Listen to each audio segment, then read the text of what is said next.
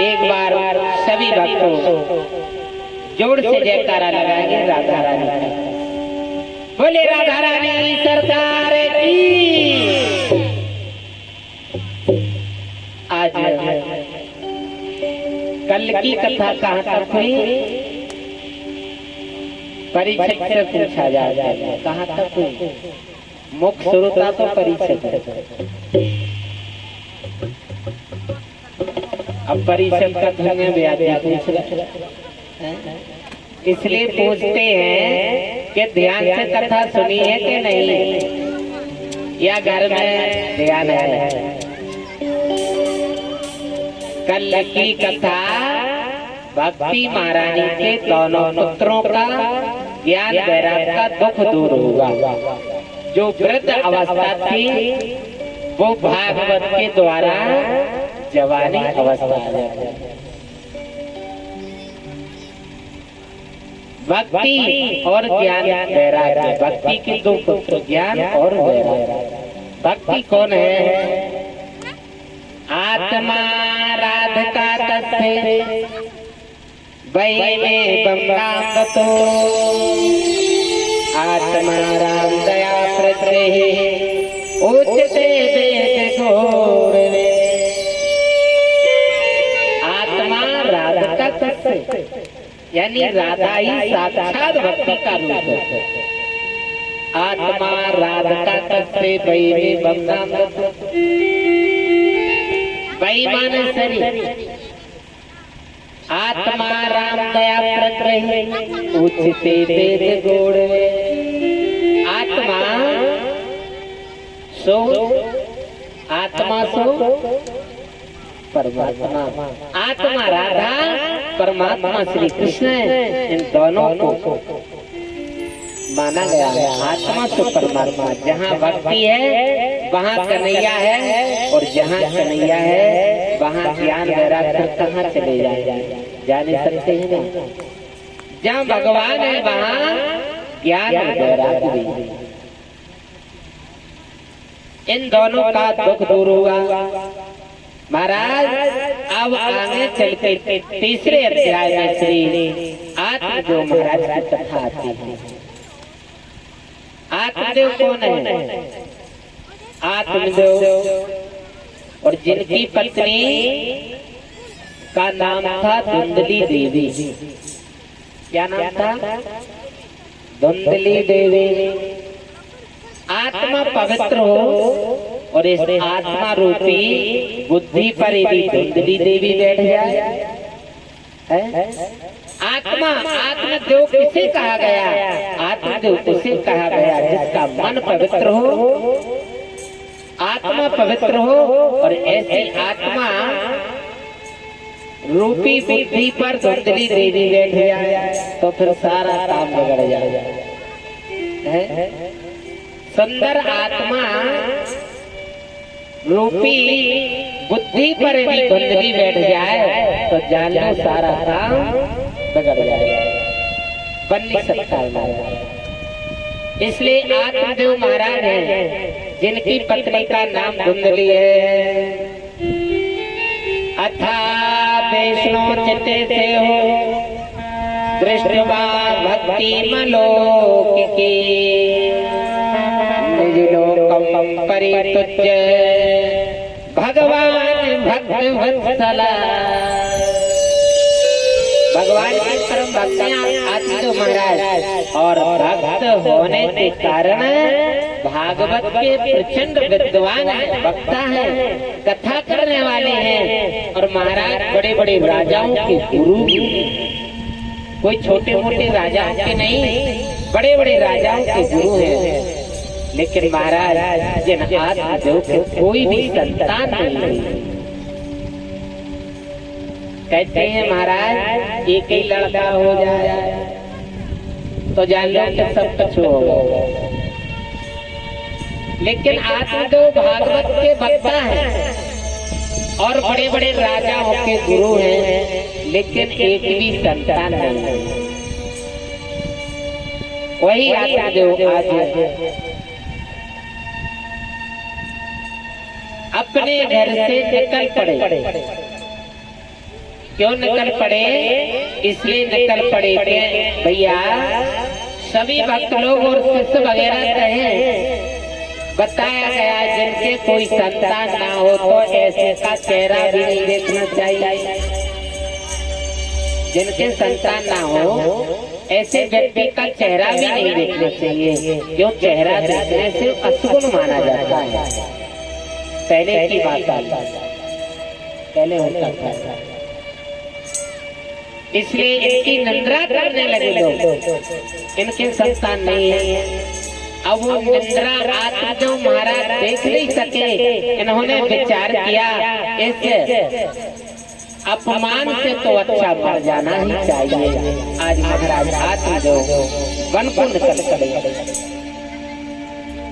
One को निकल के आज भगवान की खोज में निकल पड़े, रोने लगे। रोते रोते आज वन में जाते हैं, कौशकी नदी के तीर पर खड़े हो जाते हैं और जैसे कि नदी में कूदने के लिए तैयार हुए, उसी समय संत महाराज प्रकट हो जाते हैं और कहने लगे, महाराज क्यों तुम मरने जा रहे हो?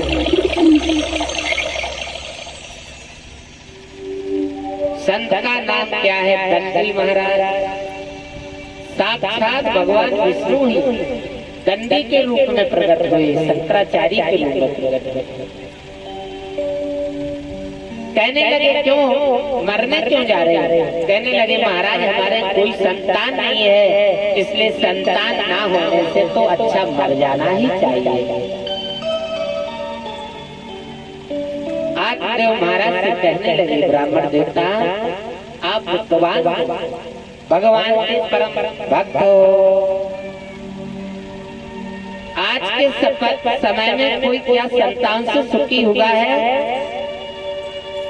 कोई दौलत से सुखी हुआ है? जिनके पास संतान है तो भैया वो आज्ञाकारी पुत्र भी नहीं है, और जिनके पास अधिक दौलत है तो वो अपने शरीर से दुखी भी है। कोई मन दुखी, कोई तन दुखी, कोई धन बन रहते उदास, अरे थोड़े थोड़े सब दुखी, सुखी राम के दास। आपको संतान चाहिए ना, पुत्र चाहिए, तो आपको पता है ना कोई पुत्रों से भी सुखी नहीं है। जिनके यदि लड़की बेटा हुआ है तो वे भी कहते हैं महाराज जी ये कि लड़का हुआ जैसे तैसे तो हुआ है, लेकिन वही भी आज अपनी जवानी अवस्था में आया तो मदरा भी पीने लगा। कोई भी सुखी नहीं है संसार में। और यदि पुत्र हो तो राम जैसे आज्ञाकारी पुत्र हो तो उन माता पिताओं को पुत्र कहना का सौभाग्य योग बनता है। लेकिन ऐसी संतान किस काम की कि जो माता पिता की आज्ञाकारी है। आज के समय में कोई भी ना पुत्र से सुखी है ना कोई धन से सुखी है। यदि भक्त सुखी है तो भगवान के भजन से सुखी है। परमात्मा का भजन करो। महाराज हमको पुत्र चाहिए। आज तो महाराज बोलो महाराज आपके 7 जन्म तक पुत्र की प्राप्ति नहीं है। क्या जन्म तक? 7 जन्म तक आपके कोई पुत्र की प्राप्ति नहीं लिखी है। अब जो ब्रह्मा जी ने नहीं लिखी तो हम कहाँ से देंगे? भाई ब्रह्मा के लेख को कौन मिटा सकता है? जान गए महाराज क्योंकि वेद पाठी ब्राह्मण है, परम विद्वान है। जान गए कि जब ये हमारी 7 जन्म की बात बता सकते हैं तो हमको एक संतान भी दे सकते हैं। पकड़ गए चरण, कहने लगे महाराज अब हम प्राण तुम्हारे चरणों में त्याग दिया। और स्तुति करने लगे। बनमाली घनश्याम पीत बासा मनोहर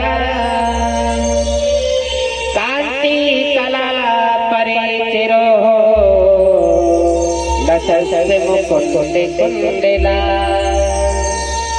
पीत वासा मनोहरा पीतांबर धारण किए हुए भगवान, मैं जान गया हूँ आप कोई चंडी स्वामी नहीं, आप साक्षात परब्रह्म है परमात्मा।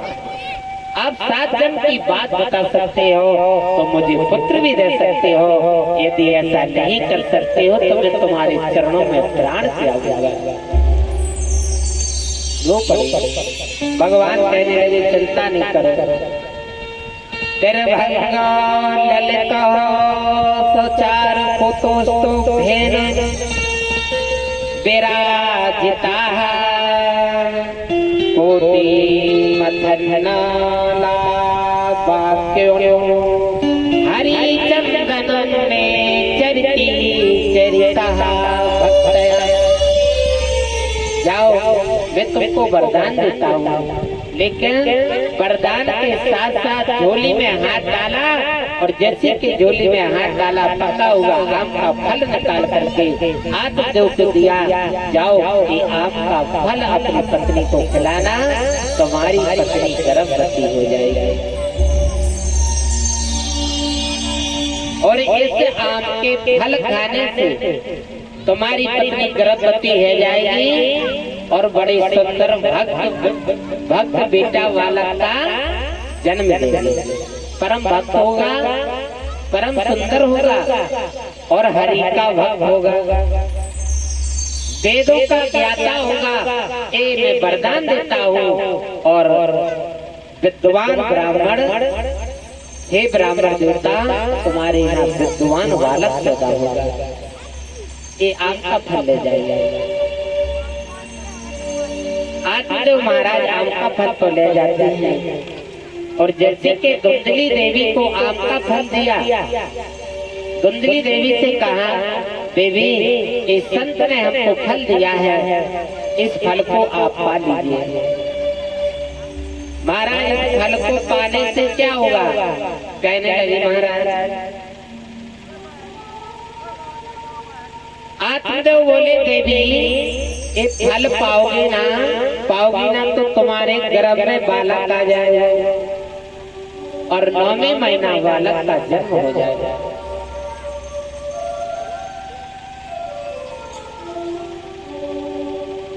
और जैसे के बालक का जन्म होएगा तो आपको भी सुख होएगा और हमको भी सुख होएगा। धुंधली देवी ने हाथ में आम का फल ले लिया, इतने में पड़ोसन बहन आ गई।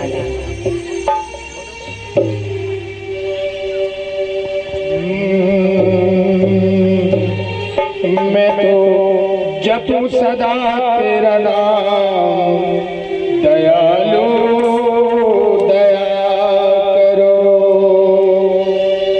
दयालु दया करो, कृपालु कृपा करो। मैं तो जपूं सदा तेरा नाम, दयालु दया करो। मैं तो जपूं सदा तेरा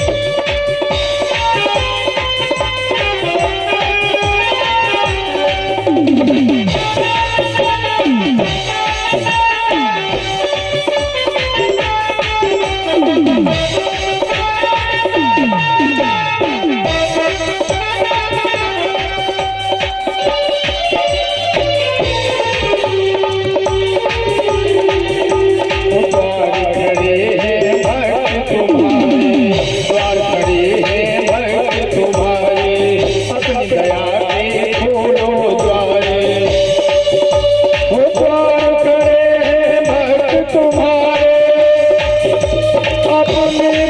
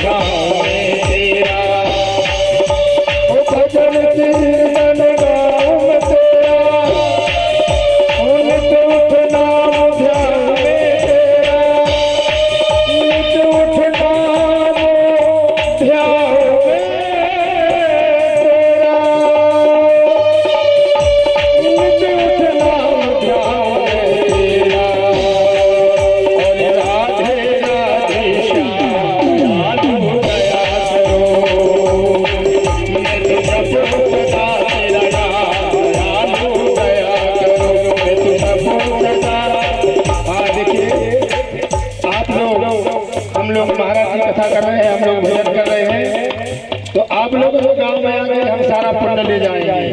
और आप लोग श्रवण कर रहे हैं तो साथ में भजन भी गाएंगे, ताली भी बजाएंगे, और यदि नहीं आता है तो सुनकर गाएंगे। लेकिन ये भजन सभी के लिए गाना है और सभी के लिए ताली बजाना है। भगवान प्रसन्न होते हैं कथा और भजन दोनों सुन करके।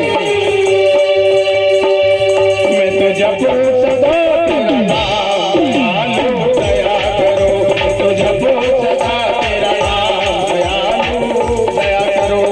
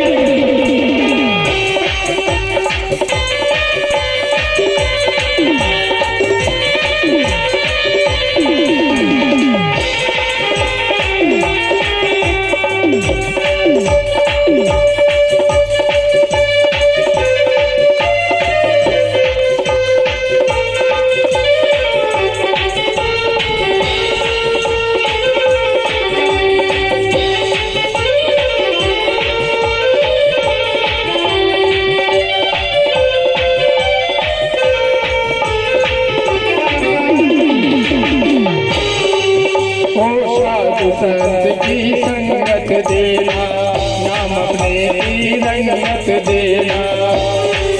ओ संत की संगत देना, नाम अपने की रंगत देना। ओ नाम अपने की रंगत देना। मोहे दास बनल घनश्याम,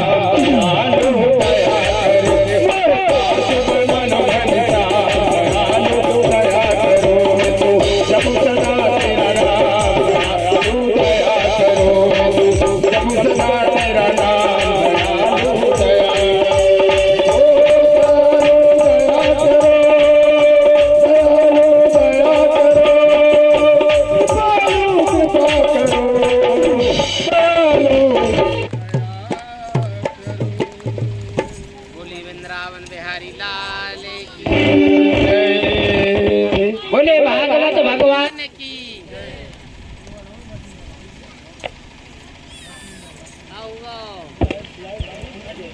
जय श्री राधे। आज महाराज आप तो धुंधली देवी विचार कर रही है, क्या कर रही है? हाथ में आम का फल लिए और श्रीमान जी आपको फल देते चले गए। आत्मदेव महाराज अब तो धुंधली देवी विचार कर रही है, आम का फल हाथ में लिए हैं। महाराज यदि आम का फल खा लिया तो क्या बच्चा कभी होते हैं फल खाने से? नहीं होते ना।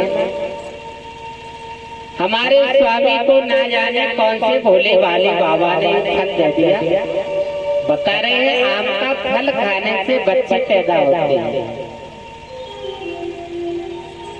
क्या आम के फल खाने से बच्चा पैदा होते हैं? और यदि आम का फल मैंने खा लिया तो मैंने सुना है कि गर्भवती नारी को बहुत दुख उठाना पड़ता है। और दूसरी बात यह है कि जो अच्छो भोजन है वो भी नहीं कर पाएंगे। कचौड़ी, समोसा, जलेबी, रसगुल्ला ये नहीं खा पाएंगे। क्यों? परहेज से रहना पड़ेगा। क्या खाना पड़ेगा? वही रोनी रूखी दाल खाने पड़ेगी, बिना मिर्च की, बिना तेल की। ये परहेज से रहना पड़ेगा। और तीसरी बात ये है, पड़ोसन बहन से कह रही है, ये बहन, और मैंने सुना है कि जब बालक गर्भ में तिरछा हो जाता है तो उस समय माँ को बहुत पीड़ा होती है। सीधे से तिरछा जब बालक हो जाता है गर्भ में तो माँ को बहुत पीड़ा होती है। ऐसे दुख उठाने पड़ते हैं। चौथी बात यह है कि बहन हो ना हो, अगर सुखदेव जी जैसे 12 वर्ष तक बालक को जन्म ही ना हो तो फिर मेरी दशा क्या होगी? मैंने सुना है बहन कि सुखदेव जी महाराज अपनी माँ के गर्भ में 12 वर्ष तक रहे। तो यदि 12 वर्ष तक बालक को जन्म ना हो क्या महाराज, तो फिर मेरी दशा क्या होगी?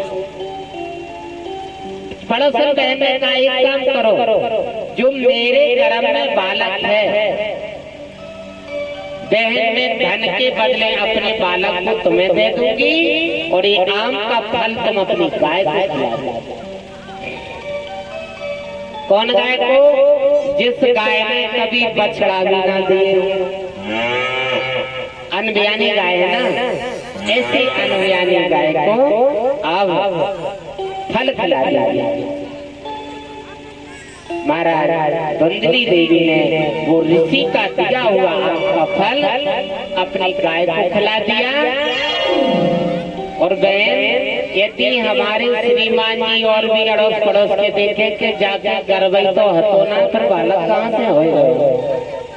तो कहा पड़ोसन बहन ने कि जब तक पूरे 9 महीना नहीं हो जाए तब तक तुम कक्ष से बाहर मत निकलना, कोई देखेगा ना। धुंधली अब तो कमरे में रहने लगी। और तो छोड़ो, पति को भी 9 महीना तक अपना चेहरा भी नहीं दिखाया। और 9 महीने के बाद पड़ोसन बहन के बालक का जन्म हुआ। और यहाँ धुंधली देवी ने बालक के बदले धन दे दियो और पड़ोसन बहन ने बालक के बदले धन ले लियो। और यहाँ जो गाय को फल खिलाया था उस गाय ने भी एक सुंदर मनुष्य बालक का जन्म दिया। ब्राह्मण जोशियों को बुलाया, देखो, और सारे ग्रामवासी कहने लगे, देखो आज जो महाराज के 2-2 बालकों की जन्म प्राप्ति हुई है। जवान गाय कभी मनुष्य बालक का भी जन्म नहीं देती है, उस गाय ने भी एक मनुष्य बालक का जन्म दिया। और यहाँ धुंधली देवी के गर्भ से भी बालक का जन्म हुआ। आज जो के बड़े भाग्य हैं, आज भाग जग गए।